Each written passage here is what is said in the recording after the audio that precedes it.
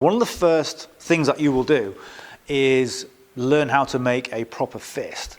Okay, now a lot of you may or may not know, I used to be a police officer, and I used to deal with a lot of assaults, a lot of Saturday night assaults, where you'd get somebody who'd punch somebody, and if you look at the knuckles, okay, generally if they punched in the wrong way, they would hit somebody with the third knuckle.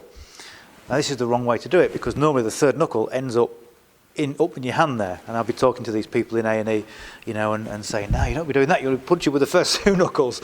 Okay, but that's the first thing that we do. The first thing we do is we make a proper fist. Okay, and you've done this in the first session, but what you want to do is pull your fingers as tight as you can. Okay, roll it up to there and put your thumb on top of those fingers. So what we're looking for when we do it is we want this to be square, or as square as we can get it. Okay, now we're all built differently. Some people have got nice thin slim fingers. I've got big fat sausage fingers, so for me it's a bit more difficult to get it exactly square. Okay, but with training and with practice you will get them square.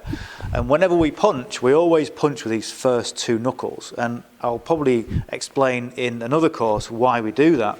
I'll just briefly say it's because of the energy transference, and we've got the knuckles attached to the guiders which go up the arm. Okay, this way if you punch with the second and third knuckle, the reason the third knuckle ends up here when you hit somebody wrongly is because the energy goes this way.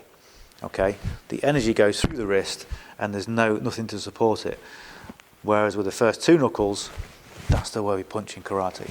So from there, first knuckle tight, nice and tight, as tight as you can, roll it up and then thumb on top and then hold it from there. Now a good little training exercise you can do is have your fists and squeeze them as hard as you can. Okay, hold it for as long as you can, and then you're going to hold it for 4 minutes. Okay, not as long as you can, but 4 minutes, full power, full squeeze. Okay, and see how it feels, and then after 4 minutes then relax. Okay, now that is fundamental to what we do in karate.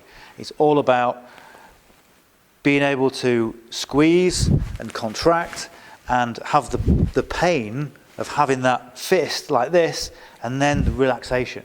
So we get all these different sensations, and it builds, not only does it build the self-esteem, but it also builds that discipline.